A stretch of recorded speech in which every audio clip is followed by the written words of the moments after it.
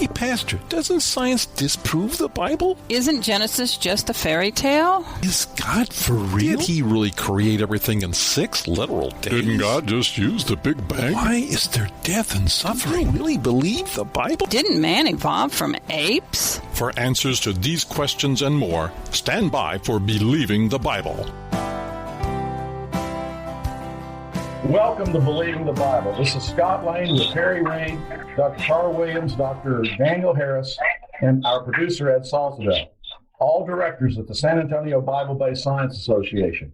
We are here to reassure you can believe the Bible from the very first verse. Our special guest today is Mr. Freddie Davis, who is the founder and president of Market Faith Ministries. His specialty relates to the topic of worldview and its practical implications. He has a degree in communications from Florida State University with a Master in Divinity and Doctor of Ministry from Southwest Baptist Theological Seminary. Freddie has quite a varied background, having served in Christian ministries as a senior pastor, interim pastor, and church planner. He's operated a speakers bureau and served as a speaker and trainer for corporations. He served on the International Missionary Board with Southern Baptist International Mission Board. He was a missionary for almost 12 years in Japan and 5 years in the former Soviet Republic of Latvia. Dr. Davis is the author of numerous books and training resources, including Worldview Wars. If you get interested in this from this guy who lives in Florida with his wife, Deborah, and their son, Ken, the link to his ministry and website is marketfaith.org. Welcome, Freddie. How you doing? I'm doing terrific. It's good to be with you today. Basically, you've had a varied past, and it's built up to the ministry you're in today. Basically, what are you doing today? What is this ministry about?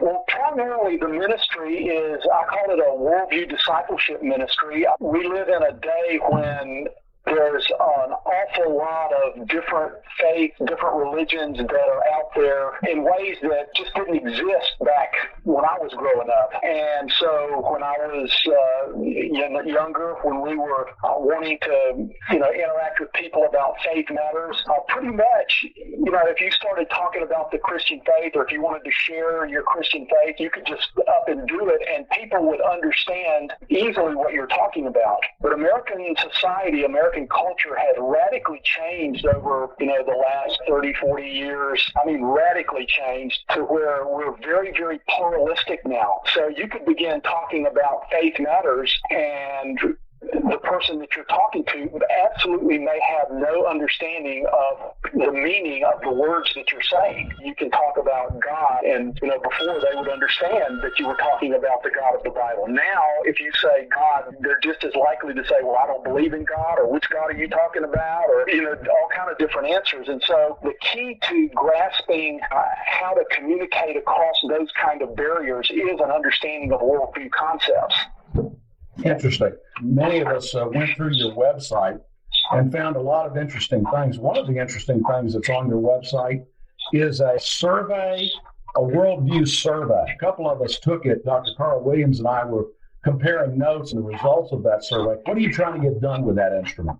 Well, that instrument is basically just to try to help people have a sense of maybe the differences in the kind of belief systems that are out there and help people have a conscious sense of where they stand. You see, a worldview beliefs are actually, for most people, unconscious beliefs. It's just what they believe about what is real versus what is fantasy. And so if you have a belief about how reality is organized that says reality exists this particular way, and then someone comes along and tries to describe it in a way that's contrary to what you believe, then your reaction is going to be, well, that's just fantasy. That's not even real. And that's exactly the world that we live in. So when you have differing worldviews that are interacting with one another, whether it's, between individuals or as we see currently, radically being displayed in society with all the conflict and stuff,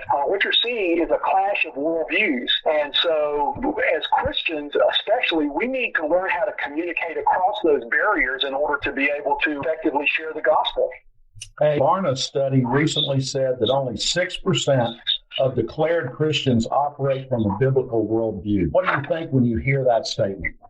Yeah, I was very excited to see Dr. Barna getting back in the arena where he was sharing that kind of information. When he left his organization, that kind of went a different direction, and now that he's with his new opportunity, he's back doing that. And I think it's pretty consistent with the kinds of things that he used to do, although it's very easy to see the radical change that is happening and how rapidly it's happening in modern society. It's a scary thing, but it's honestly, for me, a very motivating thing to kind of push me forward in doing this discipleship ministry, this worldview discipleship ministry, because this is exactly the kind of information that Christians need to have in order to be able to communicate in a world where only 6% of people hold a biblical worldview. What's even scarier than the 6% is that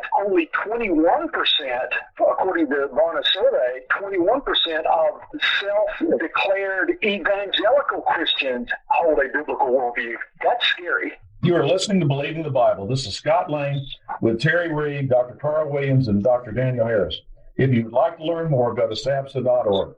That is SABBSA.org. You bring up great points in terms of view and how sometimes we don't even understand what our worldview is. My wife, after we heard that statement of Barna data, was saying, what does he mean by Christians don't even operate biblical worldview? And I made the point to her that you'll have people say they're Christians, and yet they will sue other Christians, which the Bible says you're really not supposed to do. Or they will say they're Christians, and yet they don't believe the creation account.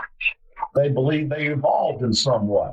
And so they are not operating by Christian worldview. Did I relate that somewhat well to her? Yeah, absolutely. In fact, you can name just about any topic, any cultural, conflicting topic out there, and whether it's abortion, whether it, what they believe about God, just what they believe about the Bible, what they believe about sexuality, racial matters. Any issue, and you'll have people who say that they are Christians, but they operate really based on a naturalistic worldview rather than on a biblical worldview. Yeah, it's tough to figure out how compromised we are. Terry was just talking about sexuality. A partial lie is told that Christ never said anything against homosexuality.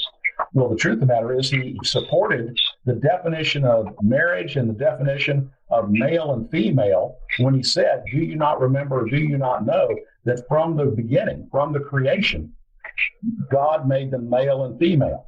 And yet we have Christians today people who declared Christians, who would say, well, wait a minute, this transgender stuff may be all right. Are they operating out of two worldviews? Oh, absolutely. In fact, I saw a yard sign near my house just the other day. I'm actually starting to write an article on this because it illustrates your point perfectly. And the yard sign starts out at the top, says, we believe, and then it has a list. It says, Black Lives Matter, no human is illegal, love is love, women's rights are human rights, science is real, water is life, injustice anywhere is a threat to justice everywhere. And implications of every single one of those, kind of pushes you in a particular direction, but every single one of those is a half-truth. And it illustrates perfectly what you were saying, because, you read those and you can't disagree with any of them on a surface level, but when you dig down to see what they actually mean, they're all straight out of a naturalistic worldview and very opposed to a biblical worldview. What kind of challenge this ministry in terms of communicating to people how their worldview is different from what they may think it is? Well, that's an interesting question. Periodically, I have an opportunity to have discussions, usually on social media, with people who are, pro-abortion or they believe in the theory of evolution. A number of different topics. We have those, a lot of those listed on the website. People can actually read those. But one of the things that strikes me virtually every time I get into one of these kind of discussions is that those folks don't even know what they believe. They are so convinced that their naturalistic worldview is based on science that they really no way to evaluate their own beliefs. And so one of the big challenges I find is helping them first of all, before we can even get down to cases, helping them to understand that what they believe is actually based on naturalistic philosophical assumptions rather than on science. And so that's the kind of thing that you run into with worldview issues, because you're dealing with people's beliefs about what's real and what is fantasy. We only have about 30 seconds left. We're going to do another program with you because this is a great ministry with real implications for us to look at. I did see one thing on your website, a current blog. Global warming is a religious belief, not a scientific one. Boy, had you waded into things right there. That's another illustration, But for too many people, that would be fighting words. But again, it's based upon our background and what our worldview is. Exactly. That's exactly right. And because global warming it's a predictive thing based on modeling, it's not based on, actual science. And has assumptions to it. We will continue this discussion in the future, and we thank you. Believing the Bible now has a new way you can support our ministry and get some great gifts. For a donation of $10 or more, we will email you a copy of Repetition in the Bible by Jack Cassione, which shows the Bible to be a self-proving document and shows God's protection of His Word over the ages. For a donation of $25 or more, we will also mail you a copy of Scott Lane's book, What If God Wrote the Bible, showing 6 things we should find in the world and in the Bible if God is the author of the Bible. To get these great gifts, send your check or money order to SABSA at 7620 Avery, Live Oak, Texas 78233. That's SABBSA at 7620 Avery Road, Live Oak, Texas 78233. This information for ordering is also on our contact page at sabsa.org. Information for creation events in our area are on our website's calendar page. For more information or to schedule a presentation, go to sabsa.org or call 210-599-7240. When you go to our website, you can click on a link to our newsletter. Our website has a link for contact information on which you can order our newsletter to be emailed to you, or you can call us. Also go to whyshouldyoubelieve.com. That is Terry's website containing articles looking at current day issues from a biblical perspective. SABSA meets the second Tuesday of each month at 7 p.m. We are now meeting at Faith Lutheran Church just south of the corner of Jones Maltzberger and Thousand Oaks. There you will find biblical apologetics and creation science teaching found nowhere else in Bexar County, as well as the availability of books and videos on these important subjects. If you miss any part of this show, you can listen to the show anytime by going to the AM 630 KSLR, the Word in South Texas website. Click on KSLR Podcast, scroll down until you find Believing the Bible. Please join us again next Saturday for Believing the Bible. I'm Scott Lane, and for Terry Reed, Dr. Carl Williams, and Ed Salzwell, thanks for listening, and we hope you found today a reason to believe the Bible.